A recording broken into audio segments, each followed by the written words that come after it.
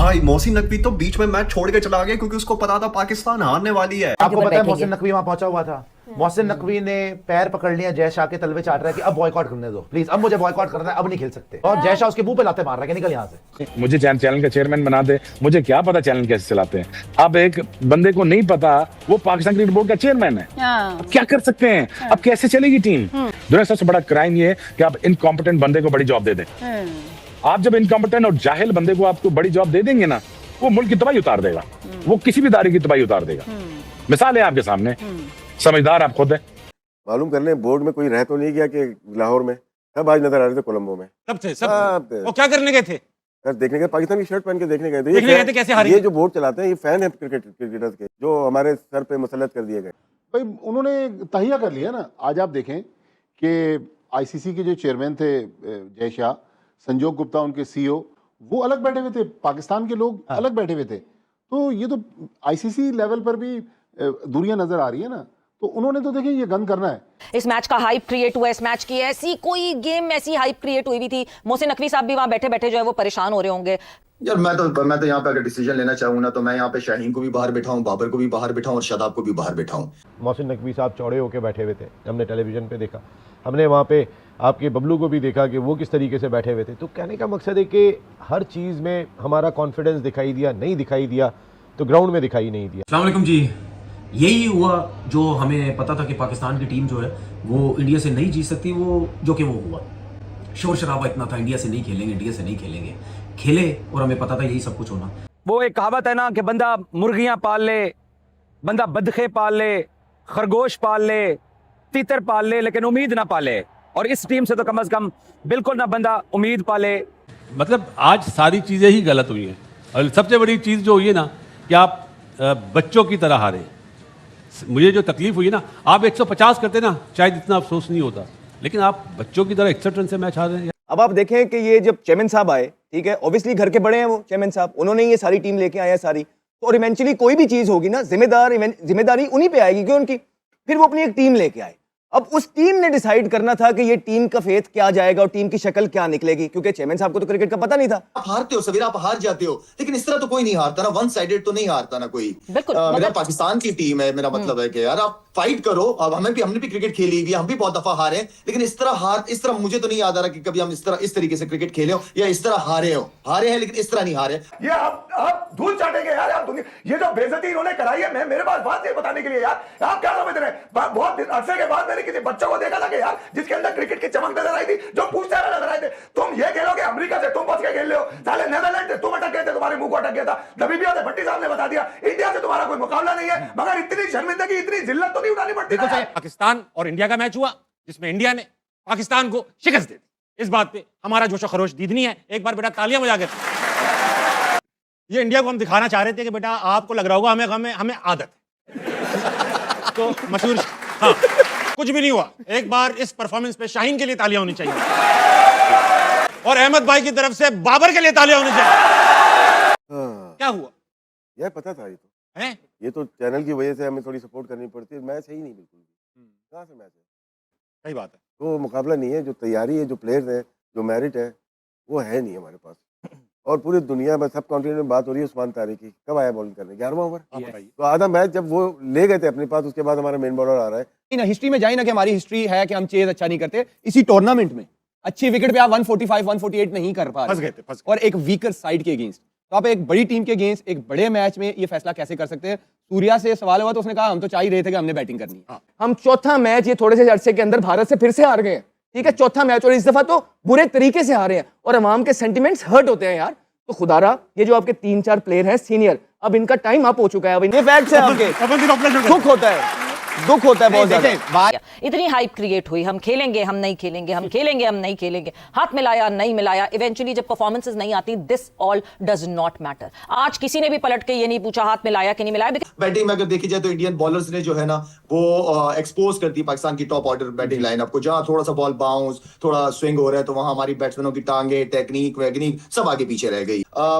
जो अगर वो अच्छी बॉलिंग कर रहे हैं तो आप उनके साथ बदतमीजी वाली क्रिकेट ना खेलो ना, आप एटलीस्ट क्रिकेटिंग शॉट्स तो खेल सकते हो ना सर्कल में अगर बॉलिंग अच्छी हो रही है, लेकिन आज बैटिंग ने तो मैं तो हैरान था कि हमारे बैट्समैन कर क्या रहे हैं, करना क्या चाह रहे हैं। कि 8 से 9 ओवर के बाद पाकिस्तानी प्लेयर्स ने बॉडी लैंग्वेज जो उनकी बता रही थी कि मैच इन्होंने फेंक दिया है, ये मेंटली ऐसा महसूस हो रहा था कि मैच हार गए। तो लीडर खुद एक ऐसा स्टूपिड सा शॉट मार के चला गया बाहर ड्रेसिंग रूम में, लीडर ने क्या करना है फिर? मेरा मतलब है कि जब लीडर ही आउट हो जाए, ऊपर के आपके 3 टॉप आउट हो जाए शुरू 6 ओवर में, तो ड्रेसिंग रूम पे इसका नेगेटिव असर ही पड़ता है ना, तो बॉडी लैंग्वेज वहीं गिरना शुरू हो जाती है। तो ये हमारा बॉलिंग अटैक था, ये हमारी बॉलिंग थी। इस विकेट के ऊपर जहां बल्ले पे बॉल नहीं आ रहा, ब्रेक हो रहा है, स्लो आ रहा है, वहां पे हमने सर्किल में पहले 6 में 52 रन करवा दिए। उसके बाद आप मुझे एक बात बताएं कि जिस टीम के 11 ओवर में 100 रन लगे हुए हो ऐसी विकेट पे, जो विकेट 130-35 की हो, वहां पे हमने 176 रन करवा दिए। ठीक है, लेकिन बात यह कि इंडिया से कब जीतोगे, ये हम कहते हैं कि इंडिया से जीतो, वो कब जीतोगे? सबसे पहले तो मैं ये कहना चाहता हूँ 175 रन बिल्कुल ही थर्ड क्लास पैथेटिक किस्म की बॉलिंग हुई, जिसकी वजह से ये रन हुए। इतने रन होने ही नहीं चाहिए थे, बहुत ज्यादा। जब इतने रन हुए तो मैं पता था मार गए। लेकिन ये जो जिस तरीके से आज क्रिकेट खेली गई है, राइवलरी की बातें होती है, वो मार मार के चले जाते हैं। हम सुकून से बैठे रहते हैं कि जी चलो जी कोई मसला नहीं, आगे बच्चा टीम आएगी, रन भी कर लेंगे, आउट भी कर लेंगे। अब पैनिक मच जाएगा, उसको भी हटा दो, उसको भी बिठा दो, उसको ये कर दो, उसको वो कर दो।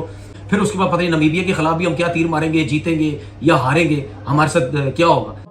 ओपोनेंट तो देखें कि आप खेल किससे रहे, लेकिन आज जो पिछले 3 दिन से मीडिया पे तारीफें हो रही थी, लग रहा था कि पता नहीं पाकिस्तान तहस नहस कर देगा इंडिया को। 4 महीने में चौथा मैच हार गए और वर्स्ट डिफीट है आज। ख्याल में मैं तो तनवीर को कह चुका हूं कि अपनी छत पे एक जगह बना ले प्रैक्टिस की, वहां पे बॉल कराते रहे, बाबर बॉले रोकता रहेगा, खत्म बात, दोनों भाई खेलते रहेंगे। उसके ऊपर पाकिस्तान से हटाओ। जुड़े में पाकिस्तान अगर इंडिया को नहीं हरा सकता तो भी बेहतर ही है आप ये राइजिंग स्टार जो जीत कर आए बच्चे, इनको मौका दे। पाकिस्तान से 50 मैच हार जाए मैं कुछ नहीं बोलूंगा ये, क्योंकि यार इनको तो इतने मैचेस दे चुके, 100 मैचेस बाबर आजम T20 के सिर्फ पाकिस्तान में खेल चुके। अबे तू कोविड के किंग साले, पाकिस्तान को जिताने की तेरी अहलियत नहीं है। आज तेरे इस आउट ने बता दिया कि तेरा पेट इतना, तेरा पाँव आगे नहीं आता यार। बिल्कुल सही फरमाया। और मेरे ख्याल से बाबर आजम एक ऐसे किंग है जिनके ऊपर ताज ना सजता नहीं है और जचता नहीं है। मेरा दिल तोड़ा वहां आपका, सबका और करोड़ों पाकिस्तानियों का दिल तोड़ के रख दिया और शर्मिंदगी महसूस हो रही है। उम्मीद, एक तमन्ना, एक आरजू ही हो गई है अब तो ये, और एक ऐसी आरजू हो गई है कि जो पूरी होके ही नहीं देती। हर बार हमारा ही दिल टूटता है, हर बार हमारी लिए शिकस्त लिखी हुई है। जो पूरा 20 ओवर्स भी पूरे नहीं कर पाया, ये थी पाकिस्तान टीम की परफॉर्मेंस। हम यहाँ बैठते हैं, हम पाकिस्तान को डिफेंड करते हैं बीइंग अ पाकिस्तानी, लेकिन माजरत के साथ हमारी टीम हमें इतना डिसअपॉइंट करती है, इतना डिसअपॉइंट करती है। पाकिस्तान में क्रिकेट एक खेल नहीं है, यहाँ पे खुशियाँ सिर्फ उन्हीं का हक नहीं है। मेरे भी जो जवान सरहदों पे बैठे हैं वो भी कोई खुशी मनाना चाहते हैं, मेरे लोग भी कोई खुशी मनाना चाहते हैं। ये जो कौम है ये इंतजार कर रही थी इस मैच का जो आपने बात कही। आप 61 रन से हार रहे हो यार, आप इतनी पैथेटिक परफॉर्मेंस तो कोई एक्सपेक्ट नहीं कर रहा था कि आप ये करोगे। आप टॉस जीतने के बाद उनको बैटिंग, आपको पता है आप कितने बड़े चेजर हो, आप कितना चेज कर लेते हो टारगेट, आप 120 नहीं कर पाते हो वर्ल्ड कप में। बारिश ही हो जाती कम से कम, ऐसा तो दिल ना टूटता। ये गेम अवेयरनेस है, ये बाबर आजम साहब को जिनको हम अपनी पाकिस्तान क्रिकेट का किंग कहते हैं, ये हमें किंग ने रिजल्ट दिया है कि आंखें बंद करके अक्षर पटेल को 9 रन ओवर में आने के बाद छक्का मारते हुए बोल्ड हो गए हो आप। खुदा का खौफ करो यार, इस कौम ने आपको सर आंखों पे बिठाया, इस कौम ने आपको मोहब्बत दी है और आप एक बेहतर पोजीशन में आया हुआ मैच आपने अपने हाथों से गवा दिया। मैं इजाज वसीम, जिसके चैनल का नाम लोगों ने बाबर को सपोर्ट करने की वजह से बाबर बचाओ न्यूज रखा हुआ है, मैं बोल रहा हूं आज कि भाई साहब हाथ जोड़ के निकालिए, कहो थैंक यू सो मच। ये अभी 4 महीने पहले सितंबर में इंडिया से 3 मैच हारे, उसके बावजूद कौम ने इनको सपोर्ट किया है, फिर भी इनका ये रिजल्ट है। हाथ जोड़ के भाईजान इनसे क्षमा मांगिए और जान छुड़ाइए। नमस्कार दोस्तों, जय हिंद। दोस्तों कल भारत से मैच हारने से पहले ही मोहसिन नकवी स्टेडियम छोड़कर भाग चुका था। ये न्यूज आया है, न्यूज क्या मतलब पतली गली से निकल चुका है मोहसिन नकवी, क्योंकि ये जान चुका था कि जब 175 हो गया था और जब पहली बॉल पे जो अभिषेक का विकेट चला गया था तो मोहसिन नकवी वहां पर बैठकर ताली बजाता हुआ नजर आया। लेकिन जब मैच धीरे धीरे चलता रहा और पाकिस्तान का जब 2 विकेट गिर गया तो मोहसिन नकवी दरवाजा खोल के दौड़ के भागता हुआ फिरता हुआ नजर आया वहां पर। और जैसा भी आप देखेंगे वहां पर बहुत ही मजे लेने लगे और वहां साइड पे रोहित शर्मा जैसा के बैठे थे और ये पाकिस्तानी बोल रहे हैं कि भाई जैसा को और मोहसिन नकवी को क्यों अलग अलग बैठाया गया था। तो भाई तुम्हारा औकात है क्या तुम्हारे जैसा के साथ बैठने के लिए? 2 कौड़ी का तुम्हारे शेयर नहीं है आईसीसी में, तुम्हारे साथ क्या रेवेन्यू शेयर है तुम्हारा? तुमको जैसा तुम्हारे मतलब लेकर मोहसिन नकवी को पास बिठाएगा, औकात है मोहसिन नकवी का इतना? तो वो सब छोड़ दीजिए, लेकिन मोहसिन नकवी जो बड़े बड़े वादे कर रहा था, पहले तो बॉयकॉट करने पर आया था, फिर श्रीलंका चला गया जैसे कि मतलब पाकिस्तान टीम में मैच जीत जाएगा और जाकर ड्रेसिंग रूम में अपने प्लेयर से मिला भी, गले लगा और कहा कि भाई मेरे पूरा सपोर्ट आपके साथ है, भारत को हरा दो। लेकिन ये जो टीम है, नकारा टीम, 2 टके की टीम, और ये जो पहले से ही पिलते आ रही है, फिर से पिल गई, और उसके बाद मोहसिन नकवी का मुंह दिखाने के भी लायक नहीं रहा, किसी कैमरे को सामने ना करते हुए पतली गली से निकल गया। तो क्या ही कह सकते हैं, इनका चेयरमैन, इनका बोर्ड और ये जो टीम है, सारे के सारे जो पहले से ये नाटक रचाए हुए थे कि बॉयकॉट का हम ये करेंगे, इंडिया से थोड़ा पैसा कमा लेंगे, ये सब करेंगे, लेकिन धरा का धरा रह गया। क्योंकि जब आपकी टीम हारती है तो पूरी जो ये कहते हैं कि कौम उमज पड़ी है, तो ऐसा ही हुआ कि चारों तरफ से इनकी गाली पड़ रही है। और मोहसिन नकवी तो ये जो पाकिस्तानी टीम का पाकिस्तान आने का इंतजार करता रहेगा, भाई तुम जो आ जाओ, तुम्हारे साथ अच्छी हरकत करेंगे। तो दोस्तों इस वीडियो में इतना ही। वीडियो अच्छा लगा तो जरूर लाइक कर दीजिए, चैनल को सब्सक्राइब करके ऑल बटन जरूर दबा दीजिएगा, ताकि मेरे लेटेस्ट वीडियोस की नोटिफिकेशन आप मिस ना कर सकें। मैं रुकता हूं, जल्दी मिलूंगा नई वीडियो के साथ, तब तक के लिए जय हिंद, वंदे मातरम।